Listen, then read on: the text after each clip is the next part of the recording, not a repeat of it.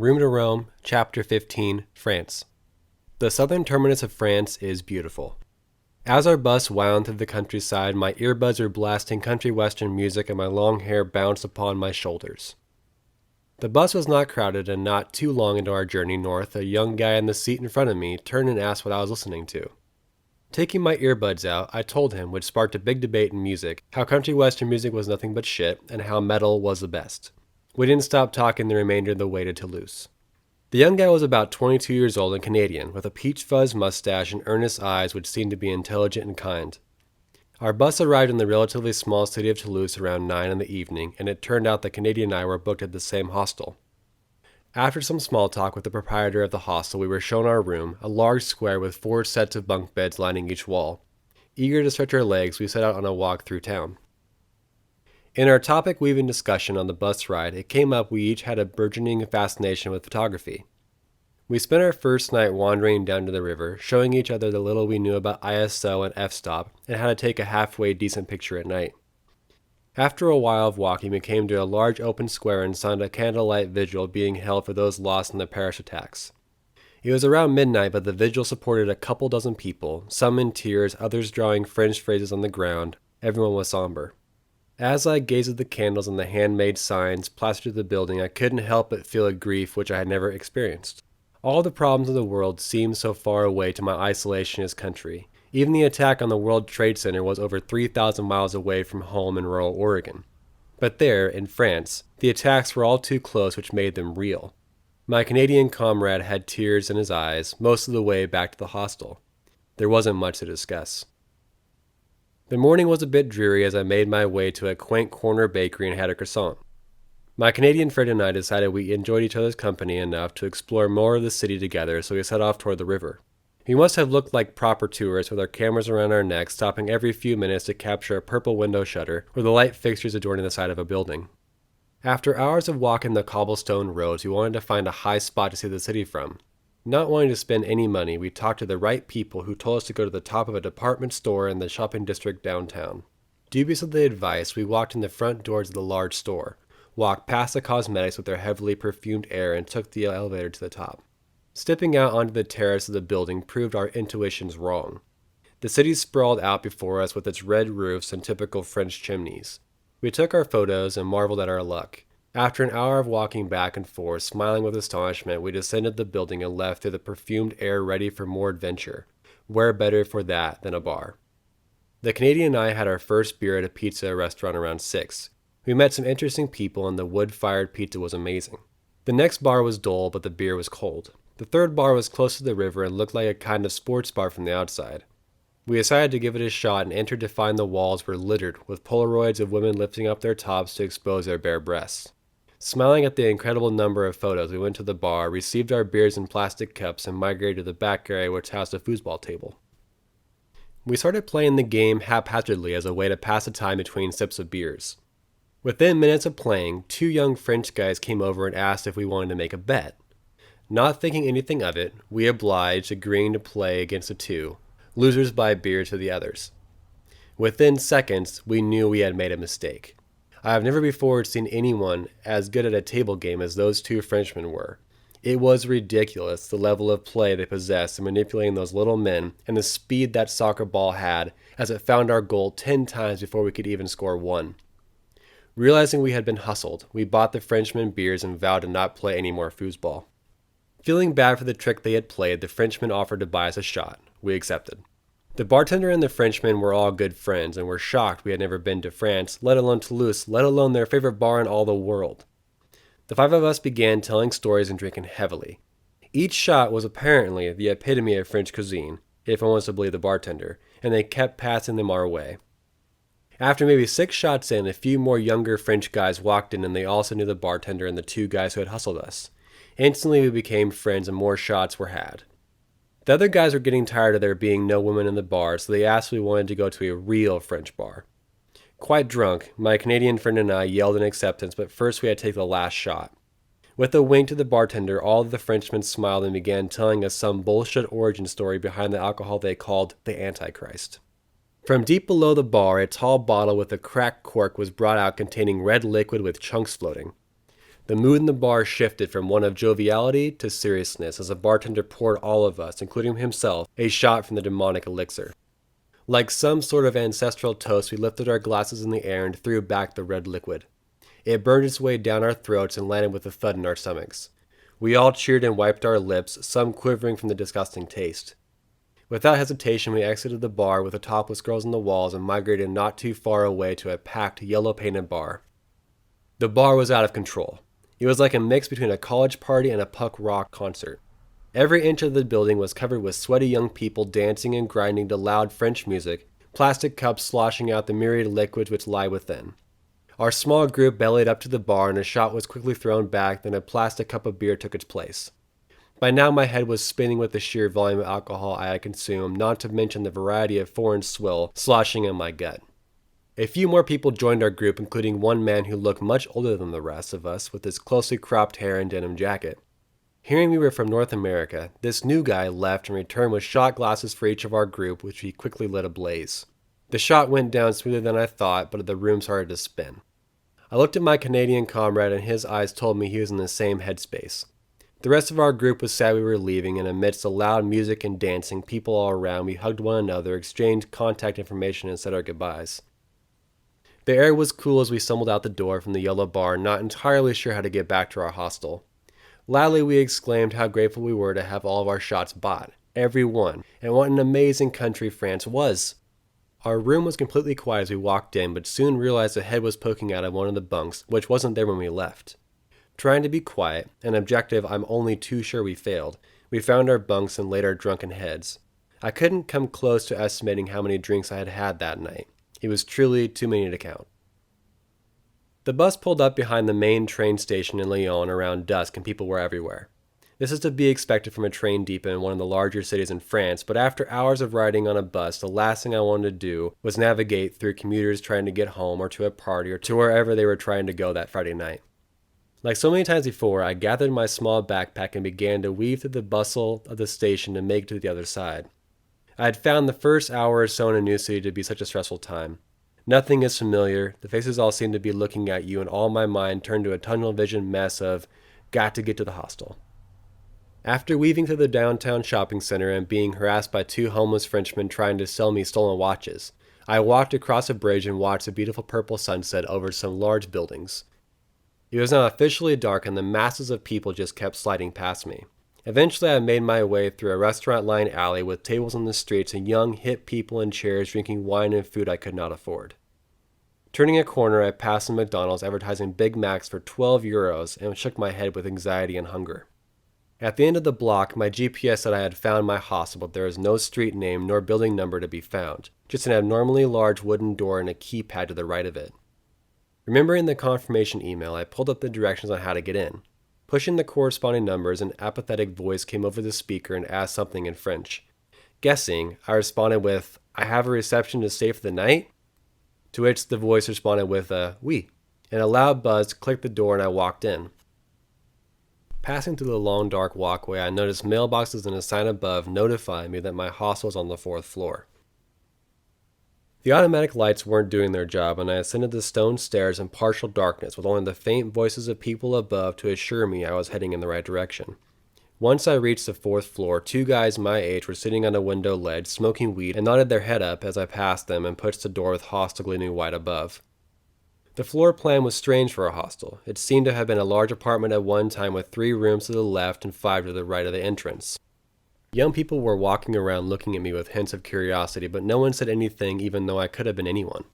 Hesitantly, I walked to the first room on the right and everyone looked up at once while the music continued to play loudly from a surround sound set up with speakers on all 4 corners. The room looked like a college dorm with a huge map of the world hanging next to posters of Bob Dylan and Jim Morrison. A black couch was below the map with 3 people in their mid-20s drinking wine and smiling and speaking French. Next to the window overlooking downtown Lyon was an older guy, maybe 35 years old, who I could tell was American before he ever spoke a word. He was one of those guys who exuded the typical American vibe. Looking to the left was a black bookcase which covered the entire wall and was filled with used paperbacks in various forms of abuse, some in French, some in English, all in disarray. In the corner where the bookcase wall met the window wall was a handsome blonde guy, again in his mid-20s, behind a desk. The guy leaned back in his leather chair and instantly asked, "Where in America are you from?" Taken aback by his spot-on question, I responded, "I'm from Oregon. I have a reservation to stay here for 2 nights." A girl sitting in a black leather armchair directly in front of the desk stood up slowly and with an accent said, "Welcome," as she smiled and passed with a glass of red wine in her hand. "Welcome, mate. You're just in time for happy hour. Are you feeling some wine?" One of the guys on the couch below the world map asked, motioning toward a half-empty bottle of Bordeaux on the blonde guy's desk. Looking back, I'm fairly sure the guy was English by his accent, but he looked Indian, especially with his shoulder-length black hair and Lenny Kravitz's way of holding himself. "Sure," was all I could respond with, and sat in the chair in front of the desk and poured myself a glass full of wine. It was then the blonde guy introduced himself and took my passport and did the typical checking in process. The room was so full of life, all I could do was look around and try to keep up. The American next to the window kept talking about California, while the 3 on the couch were telling him how France was the place to be. People would walk into the room with more wine bottles and begin talking like they had been staying in the hostel for weeks. With the music blaring and the people talking, it was all I could do to catch the words the reception worker was saying. After a few minutes of feeling like a complete outsider, the guy took me to my room for the night, a 10-bed dorm with white bunks and mattresses with stains. I chose a bunk closest to the door and began putting linens over the stains on the bottom mattress. A younger girl was reading on the bottom bunk on the opposite side of the room, and we began talking about our travels. After a while, another girl walked into the room. This girl was bubbly and loud and was not shy to run over and shake my hand and tell me how happy she was to meet another American and ask me where I was from and tell me she was from California. We all spoke quickly like all people in hostels do, telling each other where we've been and where we were headed. A hostel is an amazing environment unlike any other for conversation. Once you open the door, there are people from all over the world waiting inside, ready to talk about all manner of things. Everyone is giddy and excited about what they are doing and where they have been and want to know where you've been because maybe you know something they don't. Majority of the people in a hostel are between 18 and 35, so we all have similar interests and ways of looking at the world, but our backgrounds are all different and the conversations fly, and the words are rapid, and once one more person opens that door, the stories start over, but no one is upset to tell the same stories because we are all travelers and doing something unique. Once the stories began to fade, I asked the girls if there was a grocery store nearby, and they said yes, and I went out into the French night.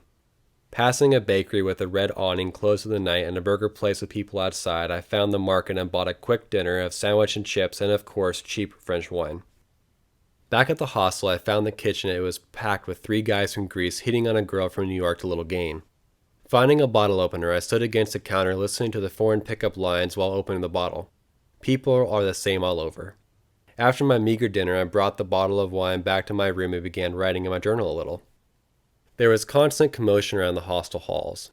Various languages would be screamed at all times of night, with music coming from all the rooms with different genres and languages clashing into a cacophony of cultural bliss.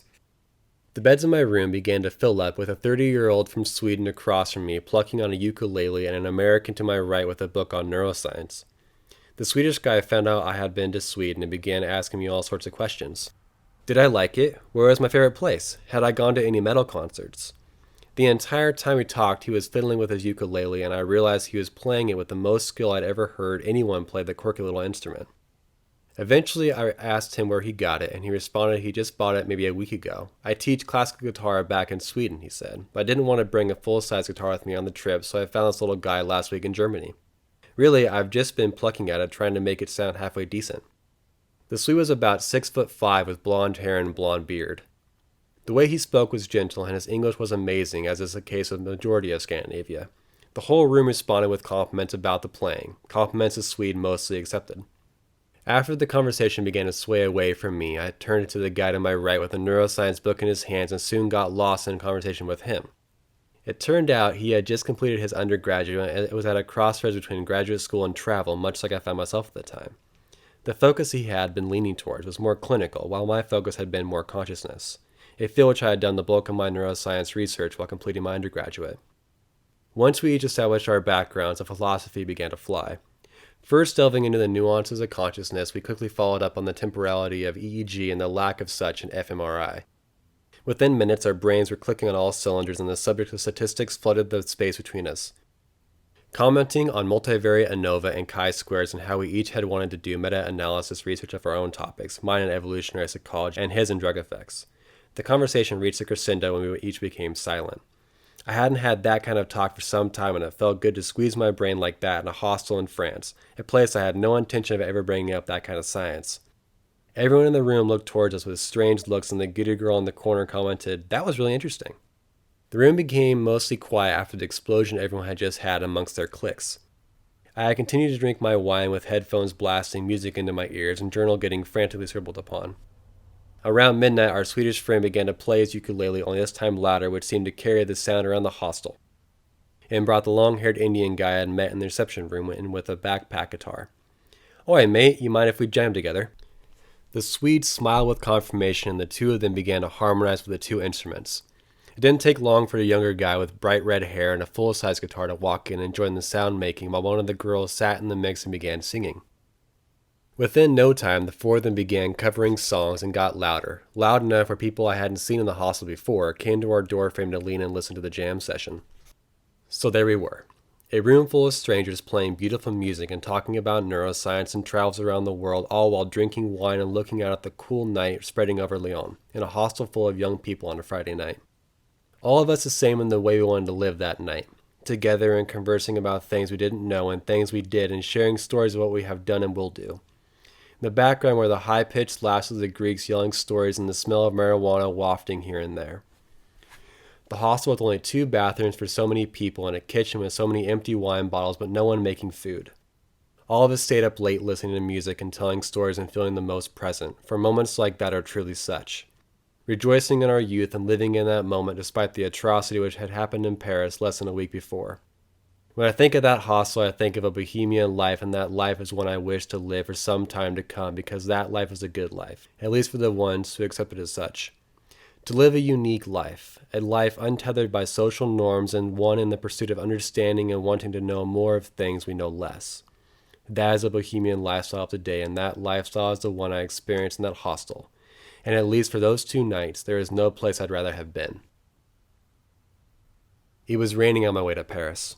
The bus pounded on down the freeway as I was lost in conversation with an alternative girl, from Paris originally, and her Canadian boyfriend. They were on their way to see her family, and were both excited to spend some time in the City of Lights, the same city on so many postcards, the same city which people actually lived and worked and went about their normal days. The excitement flooded my body as the upper portions of the Eiffel Tower stuck out from behind the plain buildings lining the roadway. Our bus parked far from the city center, as was common with my cheap travel options, and I pulled out the rickety umbrella I had picked up in Bjorno. With a vague understanding of where I was going, I began walking down a bustling street until I was face to face with the Arc de Triomphe. To my confusion, the iconic Arc was situated in the middle of a busy roundabout. I followed signs, hurried through an underground tunnel, and soon emerged on the other side looking up at the inscriptions lining the underbelly of the Arc, surrounded by heavily armed police with bulletproof vests and weary looks upon their faces. It was then the full weight of the terrorist attacks just days previous took hold, and I began to selfishly worry that the carefree Paris of old would be gone. Leaving the Arc de Triomphe, I walked down the Champs-Élysées, humming its familiar tune in my head, taking in the sights of upscale Paris and imagining the history which the street had seen. As usual, I ducked down side streets to get away from the swarm of tourists and tried to feel the residential vibes. By then the rain had slowed, and the gray clouds amidst the buildings lent the city a gothic but inviting atmosphere. Like the other buildings, the Eiffel Tower snuck into my view through the residential buildings. A flutter went through me as I began my chase. Over buildings with locks and small inscriptions, past the locals of the bistros, and despite the rain, I hurried until the tower stood stark in front of me. I looked up, mesmerized by one of the most iconic buildings in the world. Standing there at the Champ de Mars, looking up at the iron beast, I felt a weight on me. Strangely, the entire trip through Europe, despite all the amazing sights I had seen, somehow culminated in standing in front of the Eiffel Tower in the sprinkling rain. The entire trip suddenly made sense. It was like a kind of magnum opus presenting its beauty to the beholder. I was over halfway through my trek around Europe, but it seemed I had found the hot, burning center of the trip. Everything else radiated from it. This is the focal point. The clouds began to darken and the rain came back. I remembered a movie which paid homage to the City of Lights, stating Paris is best in the rain. As I walked away from the tower amidst a cacophony of accents and couples leaning on one another under myriad umbrellas, I understood what they meant. I left, crossed a sign, and stood in awe at the Louvre all lit up in the dark, its glass pyramid a stark contrast to the Gothic body of the museum behind. My hostel was situated on the same street as the Moulin Rouge, quite a distance from the Louvre, which gave me ample opportunity to experience the city in the rain. I arrived drenched, but drunk with excitement, checked into the dingy old hotel turned hostel, and found my room. After a quick change of clothes, I hurried back out into the rain to explore the 18th arrondissement. The streets were teeming as the red lights from the windmill-topped Moulin Rouge cast its sinful glow to the pedestrians below. After some exploration, I ducked into a side market, bought cheap French wine, and found my way back to the common room of my hostel. The ball didn't stand a chance as I planned out the next few days in the wonderful city. The morning came suddenly as I hurried through breakfast and found myself, shoulders hunched, walking through the rain on my way to the Louvre. It was early, so the lines were not like all the terrible stories I had been hearing for months. Once inside, my legs bounded with excitement past the throngs of tourists. With eyes devouring every painting and every statue, I combed the museum for 5 hours before standing at the exit a bit disappointed. How could I be let down by one, if not the best museum in the world?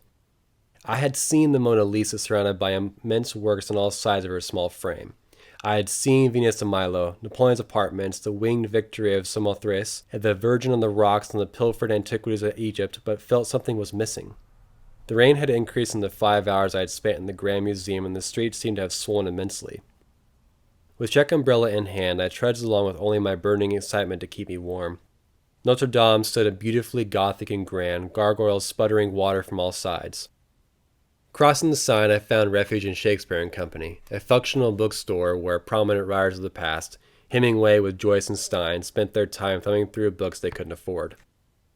Upon entering the bookworm paradise, I was greeted by a "Feed the Starving Writers" sign situated in the floorboards underneath a plexiglass shield.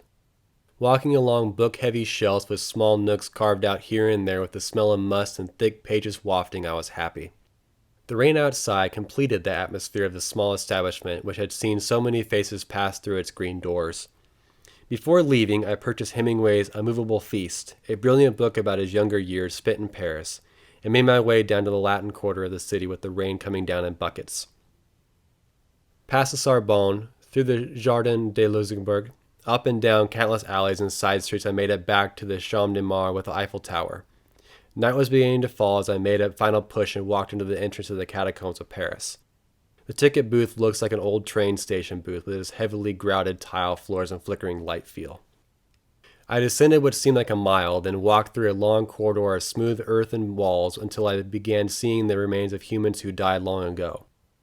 Dwarfing the ossuary in Giorno, the catacombs of Paris hold what is left of approximately 6 million people, many dying from one of the plagues that ransacked the city generations ago. The ossuary in Borno was not so much creepy as it was thought-provoking. The building was designed with artistic intent, and the droning music encouraged an examination of mortality in the face of death. The catacombs of Paris are different in every way. There is no music, there is no sound.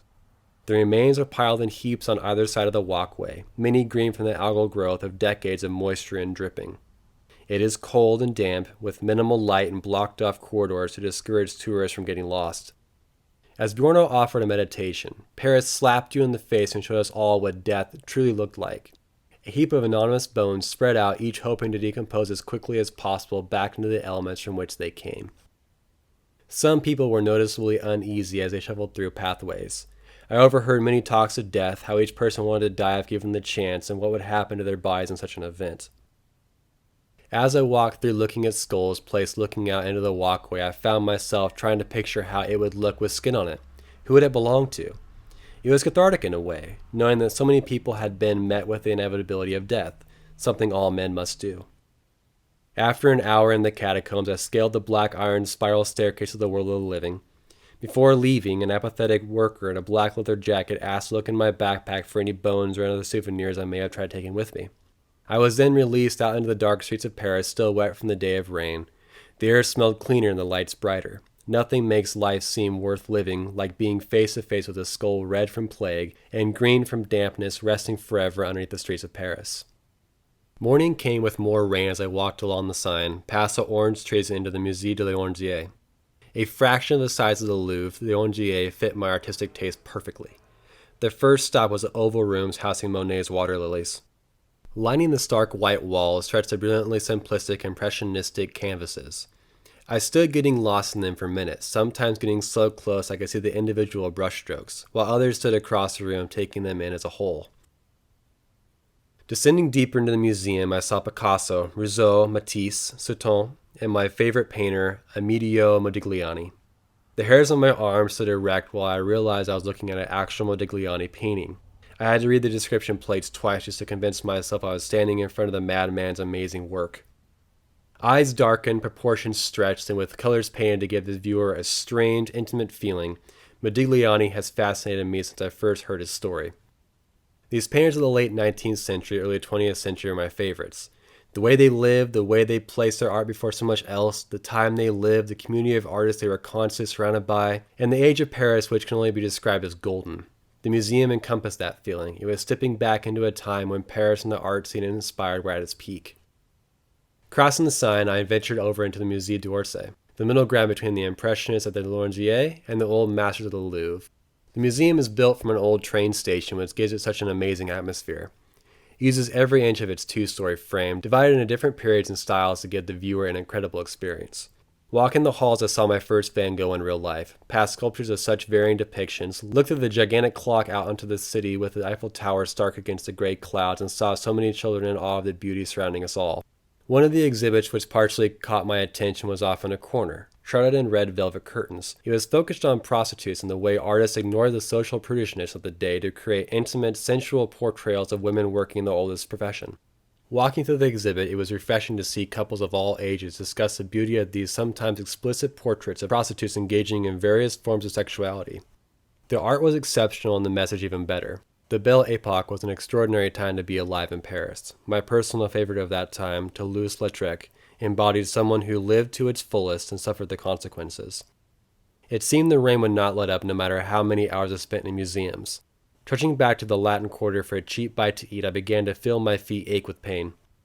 Shrugging it off, I found a nice Greek restaurant, watched as the rain only worsened, and then trekked back to my hostel. It was a bit early, but my feet were extremely itchy and sharp pain shot up randomly. Once back to my room with roommates gone, I took off the hiking boot-style footwear I stupidly deemed fit for a walk across Europe. Since I was constantly walking, my boots never got the chance to fully dry out. Consequently, my feet were going into a wet environment each morning and remained there for all but around 8 hours a day. When I took my socks off, my feet were sickly white and shrunken. The radiating pain was almost unbearable as I hobbled through the shower only to be in even more agony once I stepped into the warm water. Emerging from the bathroom feeling a bit relieved, I walked into the room to a putrid smell of feet. In what can be considered one of my lowest points of the trip, I ignored the awful smell of my own rotting boots and climbed into my top bunk like the vagrant I had become. I could only imagine what my roommates, which were not the homeless wanderer type I was morphing into, but young travelers on a simple vacation, thought upon entering our room later that evening. I opened my eyes the next morning to find sunshine peeking through the heavy curtain and the feet-stinking atmosphere I had created. With a jolt, partially out of joy and a bit from embarrassment, I hurried downstairs and out the door and was greeted by my first sunny day in Paris. The warm rays of the sun hit my face and jolted me with energy as I found a corner bakery wafting extravagant smells and treated myself to a coffee and croissant before navigating the public transportation of Paris. Making quick work of the underground system, which I had been assured would be a nightmare, I was bounding quickly to one of my top destinations the city had to offer, a cemetery. I made my way inside the Pere Lachaise cemetery, one of the most infamous pieces of ground in the world. Having downloaded a map of the layout the night before, I made my way to Oscar Wilde's place of burial first. Next was Edith Piaf, then Proust, Chopin, and Amedeo Modigliani with his surprisingly humble grave. I walked in silence past tombs with broken doors. Some had elegant statues placed outside them. Many gravestones were the average ones every town has, while others were lavish and intricate. After getting turned around a few times more than I would have liked, considering I had a map, I finally found the grave I was looking for. With a black gate placed about 6 feet from the actual headstone, adorned with brightly colored ribbons and braids, was laid the remains of Jim Douglas Morrison, frontman of my favorite band, The Doors.